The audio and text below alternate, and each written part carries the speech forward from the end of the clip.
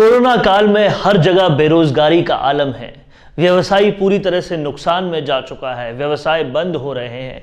नौकरी पेशा लोगों की नौकरियां जा रही है। सैलरीज कट हो रही है। उनका कहीं ना कहीं आय में बहुत ज़्यादा कमी आ गई है। किसी को 50% तनख्वाह ही मिल रही है तो किसी को 30% मिल रही है। और इस पूरे माहौल में, इस पूरे किल्लत के ज़माने में एकदम से एक खबर आती है कि जो रसोई गैस है उसके दाम 100 रुपये से बढ़ गए।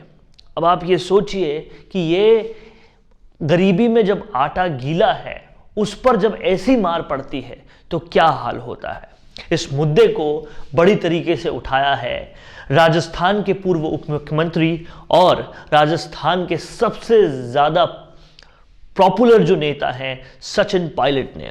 आप देख सकते हैं उन्होंने अपने ट्विटर पे कहा है कि जहां एक और आम जन कोरोना संकट और आर्थिक तंगी से जूझ रहा है तो वहीं दूसरी ओर निरंतर बढ़ रही महंगाई सामान्य जीवन में नित नई मुसीबतें बढ़ा रही है। केंद्र सरकार को बढ़ती हुई महंगाई को नियंत्रित करके आम जन की मदद करनी चाहिए ताकि लोगों को इस संकट काल में जीवन यापन करने में कोई परेशानी ना हो। और ऐसे में उन्होंने जो एक फ्लायर यहाँ पे लगाया है वो ये है कि कोरोना काल में भी जनता पर निरंतर बढ़ रहा है महंगाई का भार। थोक महंगाई दर 9 महीने में रिकॉर्ड स्तर पर पहुंच गई है। आलू के दाम 115% बढ़ गए हैं। गैस सिलेंडर और महंगा हो गया है। जयपुर में घरेलू सिलेंडर अब 698 रुपये में मिलेगा। 14 दिन में कंपनियों ने 100 रुपये बढ़ाया है। तो साफ तौर पर आप देख सकते हैं कि सचिन पायलट ने जिस इशू को एड्रेस किया है वो कहीं ना कहीं हर घर में पर्टिनेंट है, क्योंकि ये जो इशू है वो उन लोगों के ऊपर है जिनको ऑलरेडी जीवन यापन करने में आर्थिक रूप से बहुत तंगी आ रही है और उस पर एक और महंगाई की मार यहाँ पर पड़ती हुई दिखाई दे रही है। देखते हैं इसके अलावा सचिन पायलट क्या कहते हैं अपने ट्विटर अकाउंट पर। वो सबसे पहले आज उनका जो 1 घंटे पहले का ट्वीट है वो एक विजय दिवस पर सबको शुभकामनाएं देता है। विजय दिवस के अवसर पर 1971 के युद्ध में भारत की एकता और अखंडता के लिए अपने अदम्य साहस, वीरता, पराक्रम और शौर्य से पाकिस्तान को परास्त कर देश को गौरवान्वित कराने वाले भारत माता के वीर सपूतों को कोटि कोटि नमन और समस्त देशवासियों को विजय दिवस की शुभकामनाएं। सबसे पहले ट्वीट में सचिन पायलट ने उन सभी शूरवीरों को शत शत नमन किया है जिन्होंने सरहद पर रहकर पाकिस्तान को धूल चटाई थी और 1971 के युद्ध में विजय दिलाई थी। इसीलिए इस दिवस को विजय दिवस के रूप में मनाया जाता है। उन सब के आगे अपना सिर सजदा हम लोग भी करते हैं, सचिन पायलट ने भी किया। और जो दूसरा इशू उन्होंने उठाया है वो इस महंगाई का है। समझना पड़ेगा हमें इस बात को कि केंद्र सरकार के पास वो सारी ताकतें होती है जिससे वो महंगाई को कंट्रोल कर सकती है।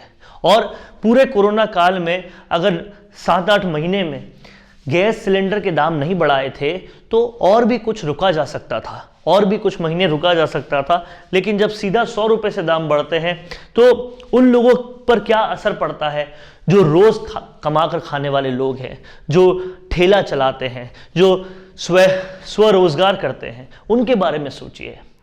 आप खुद सोच सकते हैं कि क्या अब पहले जितने लोग उन स्वरोजगार वाले लोगों के पास जाते हैं, ठेले वालों के पास खाने जाते हैं, अब उन पर जब सीधा 100 रुपये की मार और ज़्यादा पड़ेगी हर सिलेंडर पर तो क्या उनका हाल होगा। ये सोचने वाला विषय है। इस विषय को एड्रेस सचिन पायलट ने कहीं ना कहीं किया है। इसके अलावा वो कहते हैं कि केंद्र सरकार द्वारा संसद का शीतकालीन सत्र न बुलाने का निर्णय अलोकतांत्रिक है। हमारे देश का कृषि क्षेत्र महासंकट का सामना कर रहा है। इन विषम परिस्थितियों में यह आवश्यक है कि हमारा अन्नदाता की आवाज़ और कृषि कानून पर विपक्षी दलों का पक्ष सुनकर केंद्र सरकार किसानों के साथ न्याय करे। अब ये एक बहुत बड़ा इशू राजस्थान के पूर्व उप मुख्यमंत्री सचिन पायलट ने उठाया है।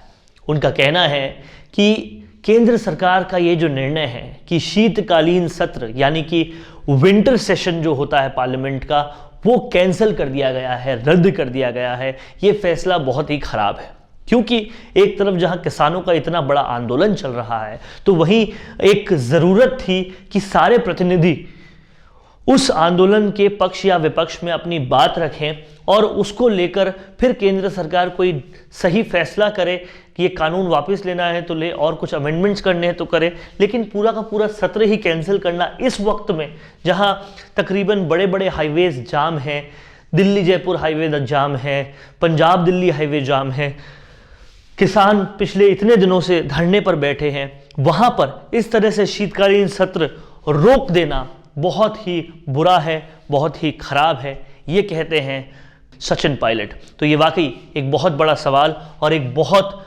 बड़ा मुद्दा सचिन पायलट ने उठाया है। राजस्थान की राजनीति के सारे अपडेट्स हम आपको ऐसे ही देते रहेंगे। देखते रहिए राजस्थान संवाद। अगर वीडियो अच्छा लगा है तो इसे शेयर कीजिए, सब्सक्राइब कीजिए हमारे चैनल को। धन्यवाद।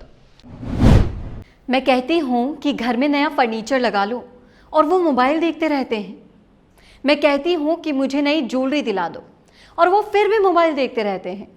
फिर मैं कहती हूँ बच्चों को नए टॉयज़ तो दिला दो और वो फिर भी मोबाइल ही देखते रहते हैं। इसके बाद जब मैं उनको मोबाइल देखने के लिए टोकती हूँ तो पता चलता है कि वो जो मोबाइल देख रहे थे ना, उसमें वो दरअसल फर्नीचर, ज्वेलरी और टॉयज़ लेने के लिए गूगल पर सर्च कर रहे थे। जाहिर सी बात है, ये केवल हमारे साथ तो नहीं हो रहा। सोच कर देखिए तो अधिकतर लोग कुछ भी लेने से पहले गूगल ज़रूर चेक करते हैं और गूगल पर इन सारी चीज़ों के वीडियोस को देखकर वो अपनी शॉपिंग डिसाइड करते हैं। सिर्फ यही नहीं, गूगल भी वीडियो से बहुत ज़्यादा प्यार करता है, क्योंकि अगर आपकी वेबसाइट पर वीडियो एम्बेड है तो आपकी वेबसाइट खोज ज़्यादा दिखने के चांसेस 53% तक बढ़ जाते हैं। कस्टमर्स पर हुए सर्वे के मुताबिक ये पता चला है कि 74% बायर आपकी एक्सप्लेनर वीडियो देखकर आपके प्रोडक्ट्स में इंटरेस्टेड होते हैं और वीडियो देखने के बाद एक सफल कस्टमर में बदल जाते हैं। तो फिर अब इंतज़ार कैसा?